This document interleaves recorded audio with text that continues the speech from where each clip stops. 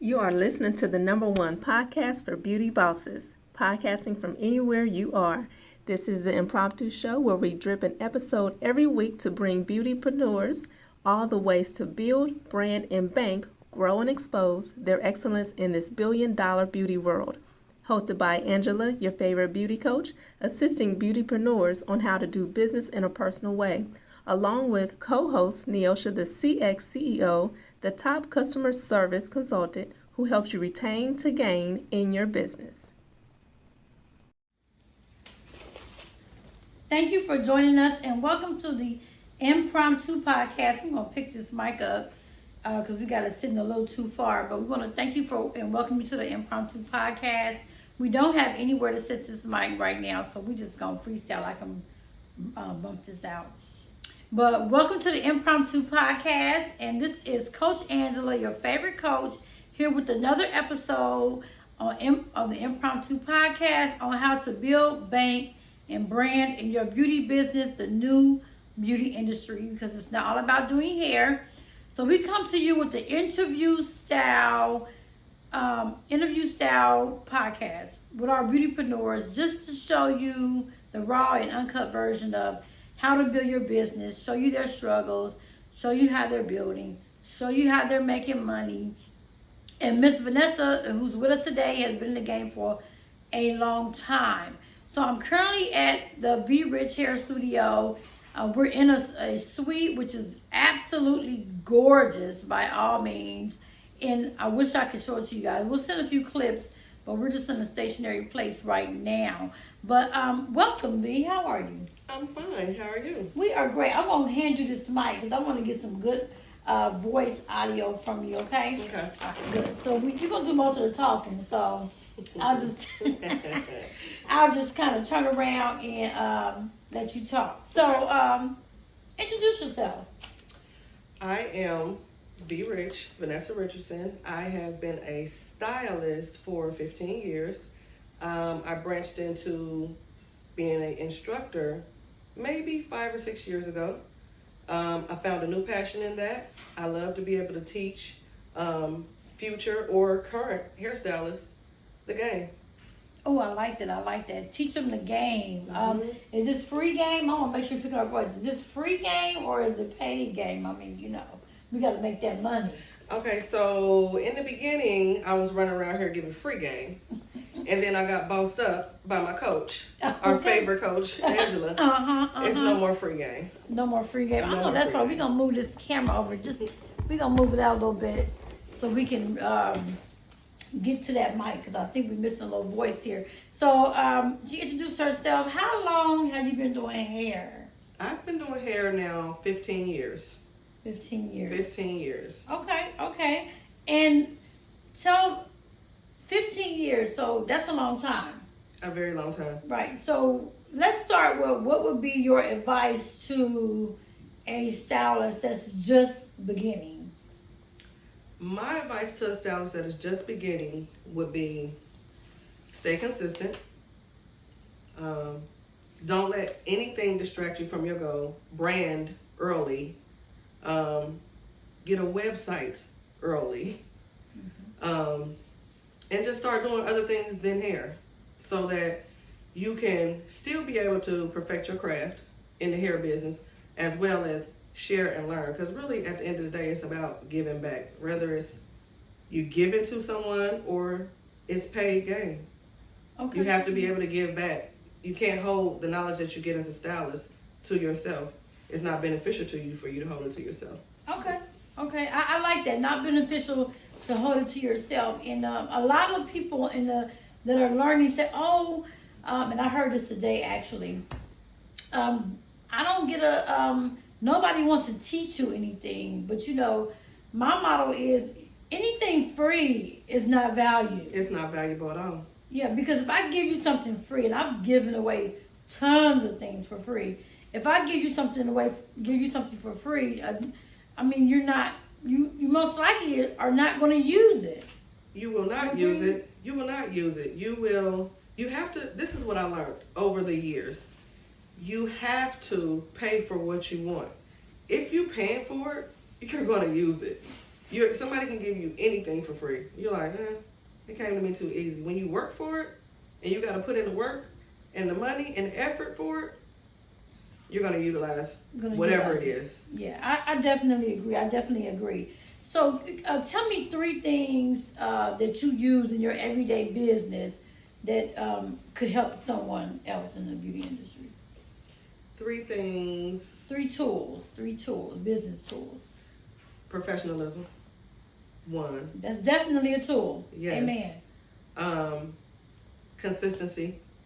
Okay. Being consistent, and I'm going to elaborate on that. Being consistent for your clients and the people that show up to see you, to pay you, is very, very valuable. Okay. You cannot be inconsistent and want people to take you seriously. Okay.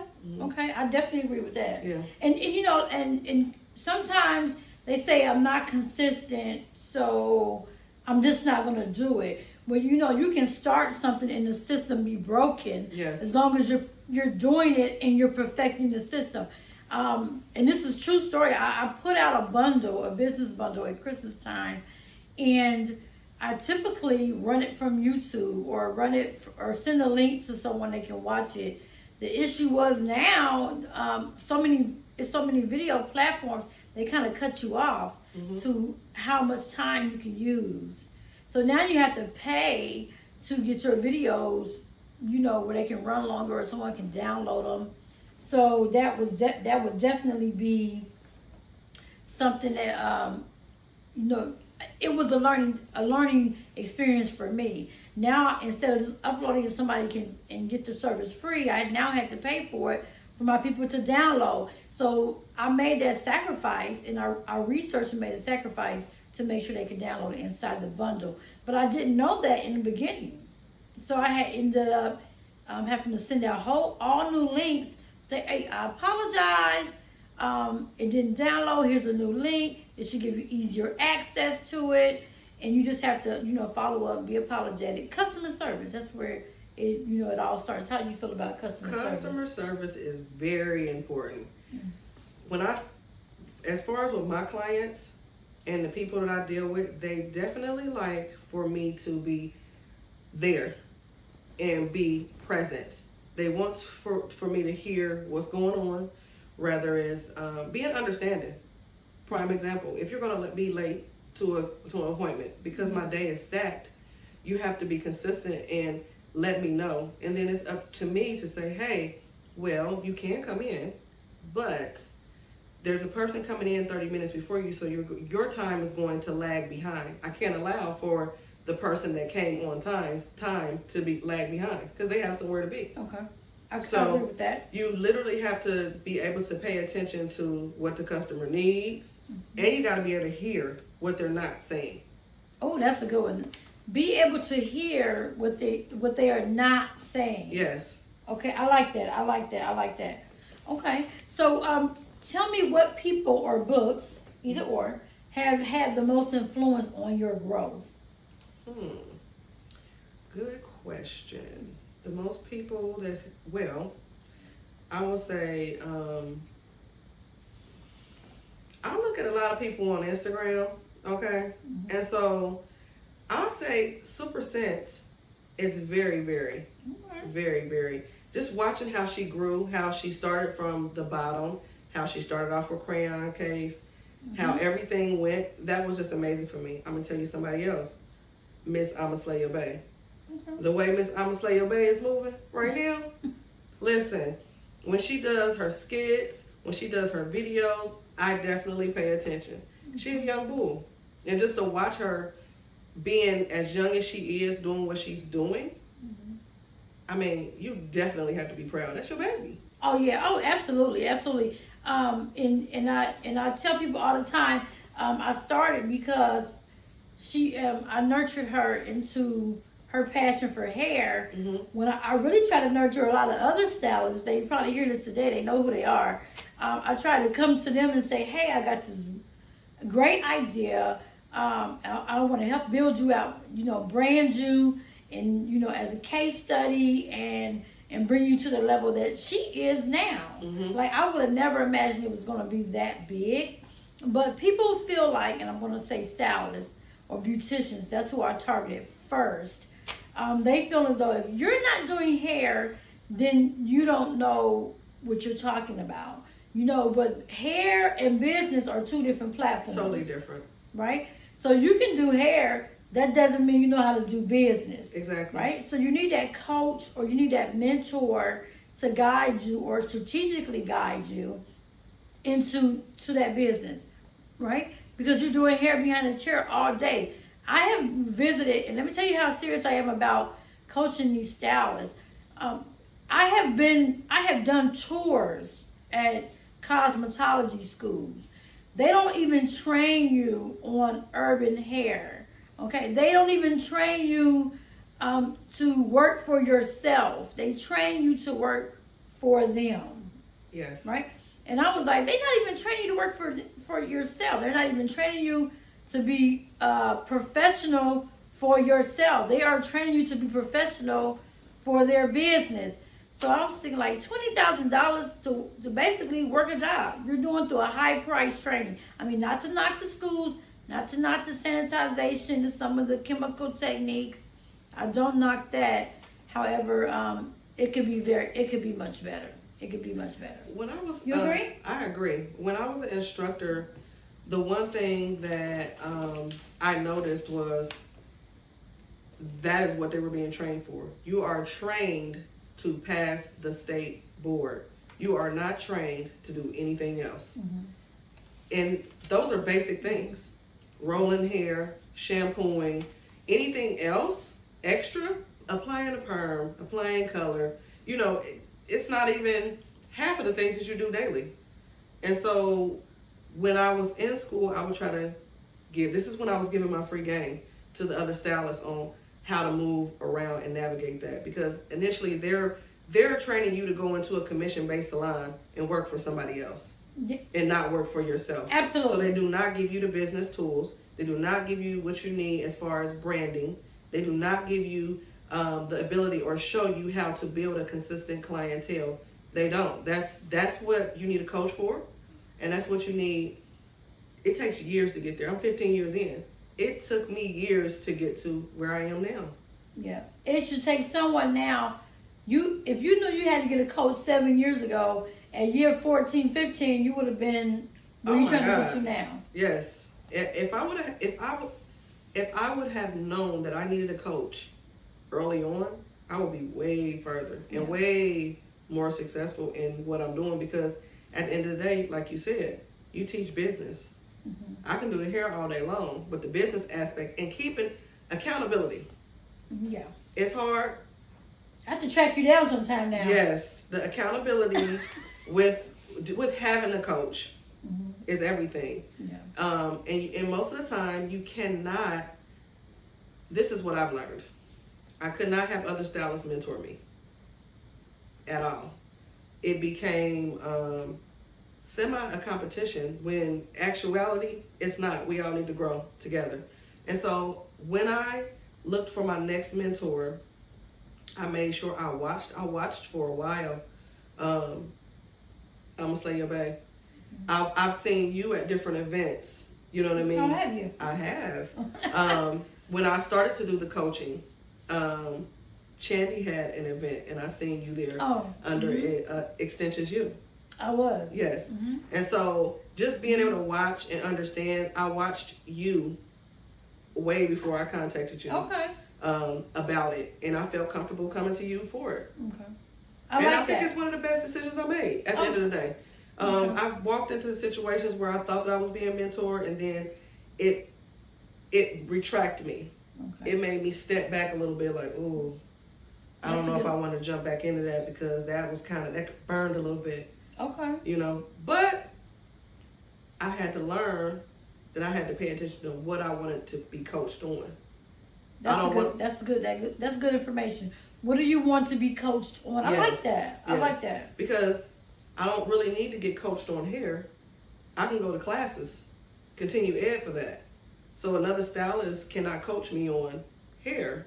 I can go and pay for the classes that I need to get where I need to get to. Okay. Now, on business, That's a different story. That's a total different story. Right, because Totally you come in, different do hair, you're in business, you're in a sole proprietorship, basically. Exactly. As a hairstylist. Mhm. But now business is new. Hair business is new. Listen, as a stylist, you can get stuck behind that chair, and you can be stuck rolling these clients in, staying in this line till midnight or later, 2 in the waking 2 morning. in the morning, up at 6, getting 25 clients in a day. I do not want to.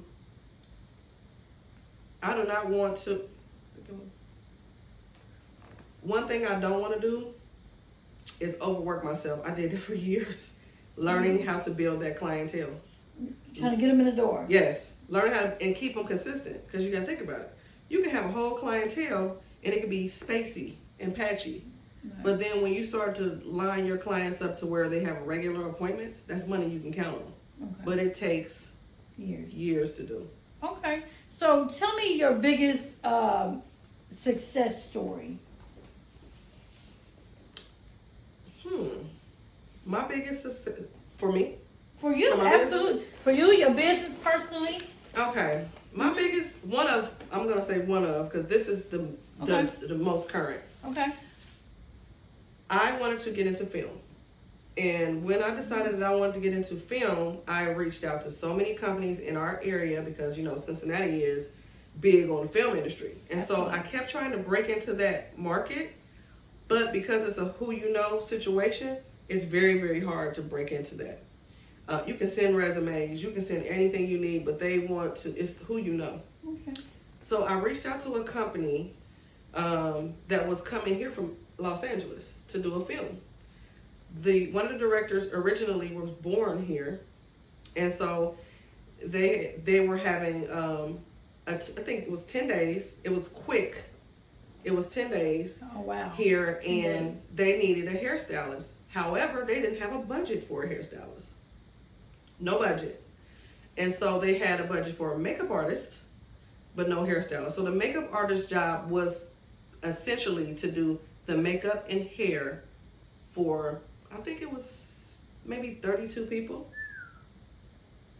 So when you're looking at timing and continuity in a film, directors are rushing you. They're like, hey, what's going on? Is she ready? Because the more time is money, for sure. Now this is a situation that you realize that time is money.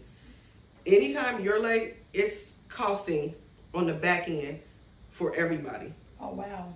It's costing because at the end of the day, they've paid specific people to come in for a certain amount of time. And so when you push them back on that time, they have to go over in production, which means that they have to do craft services. They have to refeed everybody after a certain time because you cannot go, it's their laws. Oh wow. Cannot go over the time. So initially, I got the position, but it was unpaid. Now, Unpaid. Y'all hear this, right? unpaid. Sorry. It was an unpaid situation, okay? And when I say I sacrificed 10 days right before school started, I have 3 kids. Meanwhile, my salon rent is still due. My bills are still due, and I have a full clientele that I have to take care of in this time.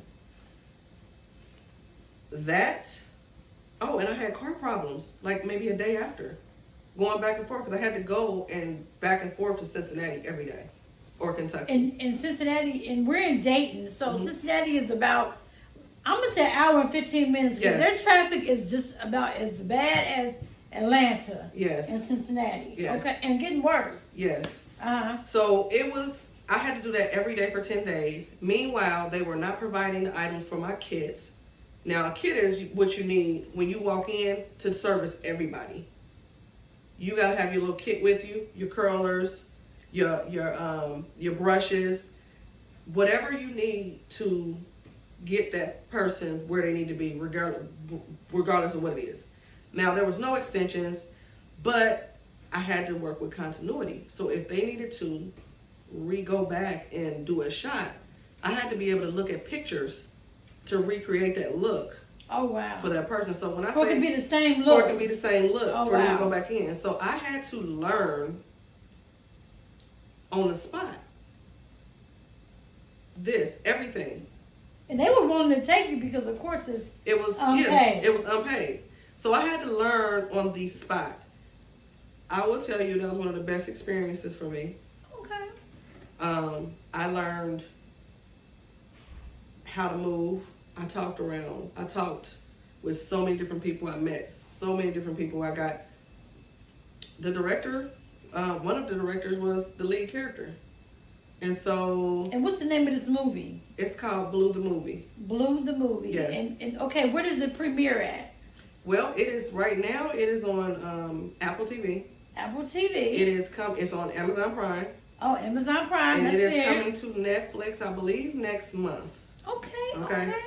So just going into that atmosphere, learning, not knowing anybody, going in and having to learn and be like, hey, how's everything going? Paying attention. I'm taking pictures of every shot because I don't know that there's somebody there whose job it is to pay attention to continuity. So if I do a hairstyle and to me it looks like the part is on this side, her job is to say, the part is not on that side, you need this to come out, or you know what I mean? Oh, wow. It's somebody's job to do that. To watch you and make sure you're getting this how it's supposed to be. Exactly. Oh, wow, that's interesting. This is called media hair. Yes. You're doing hair for TV. Yes. You also do more people for hair for our ones that have passed on. Yes, I do that. Now, what do they call that now? When you do hair for the dearly departed, I'm gonna say dearly departed. It's no really good word for it. Yeah, Okay. But that's good. I mean, you just have to look outside of just think bigger is what I say. Yes. And it's easy to say think bigger, but I mean you actually have to like jack out of the box, right? Yes. So I would have never thought.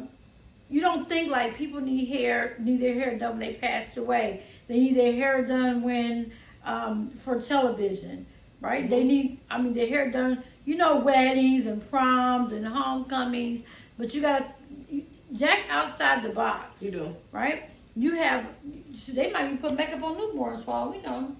Let me tell you something. They doing everything. It's called a session stylist. So A session stylist okay. is a person that is on for photo shoots, for fashion weeks. Okay. Their job is to literally be the stylist for that. You've been on Fashion Week too, correct? I've done Fashion Week as well. I've done Fashion Week twice. Fashion Week twice. New York Fashion Week. New York Fashion Week. Mhm. Okay, she's doing big things. So you told us about a success story. Now we know business is about the ups and downs. Tell us about a learning experience where it did not go so well and what you learned from it. Okay. Well, the one that sticks out the most to me, I was working in a salon. I thought I could be potentially mentored into scheduling things that I didn't, because I was a booth rental stylist, I was learning every year something new that I needed to up my game on. Okay. Whether it was Outlook, you know what I mean? Just having a set schedule, making sure my time was precise, okay? Make a long story short, me and the stylist didn't really vibe. And I literally and my mom had just got finished having a stroke. It was a lot going on. Mm-hmm. I wanted to give her, a 2-week notice, right? Because I was going to leave, because I already kind of felt the vibes. So I was going to leave. And set stylist said, no, the only way I'm going to give you 2 weeks is if you give me the keys back. And I'll let you in and out of the salon every day. And I was like, But I'm still paying booth rent, which allows me to have a key. Correct. Okay. But at that point in time, it was almost as if I wasn't trusted. So it was time for me to leave. Okay. So I ended up leaving and not having anywhere to do my clients. And the next morning, I woke up with my own salon. Okay. And walked in there. It was not up to par, it wasn't clean or anything else, but I had a whole book full of people that I had to do the next day that I did not need to cancel because I just got put in a situation. And so what I did was turn that loss into a win. Hey, absolutely. And a lot of people, they think they own a business and they want to boss up and all this other stuff. You still have to put policies in place. You still have to abide by your policies. You cannot do backdoor business. You know, the stylist, and I don't know who it is, but you know, be thankful that the 2-week notice was given, right? Mm-hmm. And you want to take you can't do, you may be upset that someone is leaving, but you cannot say, hey, I want your keys back, and you're still paying. That just wasn't really good business. No, it definitely wasn't. And it made me feel as if it was something else going on, which also meant after so long, I learned not to put myself in specific situations. And so that was a situation that I was not willing to continue to be in, especially after our meeting. And so, like I said, I woke up, made a phone call. I mean, because I was kind of devastated because at the end of the day, I'm going to tell you what the stylist did to my mental. And this is what most stylists won't tell you. It makes you reflect and think about yourself. What did I do? Did I do something to offend this person? Other than, you know, be proper and give you the 2 weeks notice? I didn't. No. But it took a minute for me to realize it wasn't me. And when I say a minute, I prayed on it. I thought about it. And it almost made me leery of putting people around me in my salon because I didn't know if it was something I needed to work on. You know. So the vibe definitely puts together the tribe. I'm a big believer of that. If the vibe is not there, the tribe would be broken and the tribe would have spoken, yes. Right? So I'm very big on that. You got to get the right people around. You got to sit in the right rooms with the right people.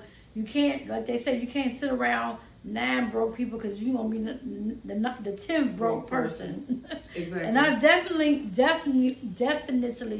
believe in that. Okay, so we thank V for joining us today. How can we, tell us how to find you? You can find me on Instagram at official VRich, on Twitter at official VRich. Okay, that's called branding right there. Yes. Okay, go ahead. On Facebook at official VRich. 3. That's called branding. When your name is the same or very similar in all 3 places, it's not going to be no problem finding official VRich when you drop into one of these social media platforms. Now, she does have a website. My website is flyhealthyhair.com. Flyhealthyhair.com. You don't have on your, we in her salon suite right now. You don't have any of your, like your t-shirts or anything like that. Shame on you. They're on their way. They on their way. Okay, they on their way at 2 o'clock. She gonna have it. This is Coach Angie. Look, I got on this bomb t-shirt that I had to show y'all. I have a dream. This is actually from Sam & Sons Draining. He doesn't even know I'm talking about this shirt today. He gave me this shirt. He has been doing work for me for like 15 years. But he said, oh, I'm going to give you a t-shirt. So he has like all these like Nat King Cole and Jackie Robinson. Yeah, Stevie Wonder. So the picture you see on the front, we're going to have a picture. I'm going to do a little stuff. I'm going to put a picture up here what the back of this hoodie look like. You know, hoodies are not cheap, right? It's good quality. Keeping me warm today because it's cold in Ohio. Very cold. But we thank VRich for letting us come into her space and kind of, you know, just invade. And we want to thank you for watching the Impromptu show. If you would like to be featured, definitely check us out. We're on iTunes. You can follow Coach Angie at IamAngela.co. That's on Instagram, Twitter, Facebook. And don't forget to check out my co-host. She back here scheduling these bomb interviews for me. That's Neo CEO. She's a customer service retention. She'll get you together on that customer service. Y'all know some of y'all need it, but check her out on Instagram and Facebook and Twitter as well. And thanks for joining us today on the Impromptu podcast. We'll see you on the next episode. I think we're gonna have a beautypreneur that I can't remember. But I know she's making a lot of money. Don't miss out.